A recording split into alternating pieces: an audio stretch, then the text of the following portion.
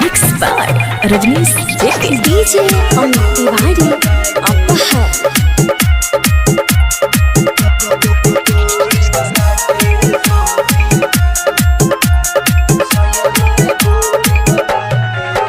बाबू जीत काबो फोटो लगले मारे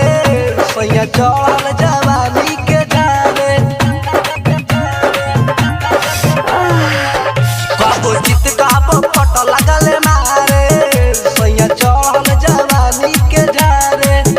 जब उठेला दर्द बात बुझे न मर्द लागे पलंग को हमके सुता के सैया मारे गोली बना के सोती सैया मारे गोली बना के सैया मारे गोली बना के रे सोती सैया मारे गोली बना के अरे माई रे सैया मारे गोली बना के रे सोती। DJ Amit Tiwari Apahar तू लगले जे करे जवानी से लड़े सखी मन हमर पलिया गइले बा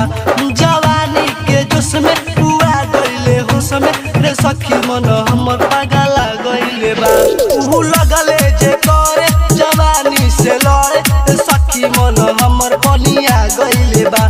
जवानी के जोश में हुआ गइले होश में रे सखी मन हमर पागला गइले बा। काबो जीत काबो फोटो लगले मारे सैया चढ़ल जवानी के धारे। डर लागो ताते बड़ी ओगो देखी के छोरी मारे घोड़ा लेका तोरा में कुदा के सैया मारे घोड़ी बना के सखी सैया मारे घोड़ी बना के सैया मारे घोड़ी बना के रे सखी सैया मारे घोड़ी बना के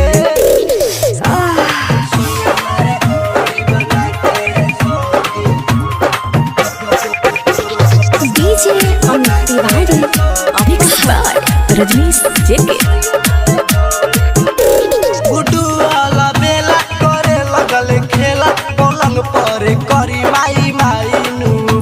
पसरे जाला नीचे मारे ढोरी के नीचे कहेला मजा बड़ी आई नू। गुड्डू वाला बेला करे लगल खेला पलंग पर करी माई माई नू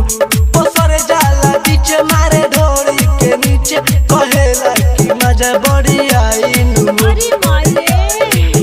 सखी सहिया मिलल बाटे सुपर प्यार करेला नीचे और ऊपर खुदे उठावे के चूसे नहीं कौन से पूछे मजे मारला दिया बाबू ताके सैया मारे गोली बना के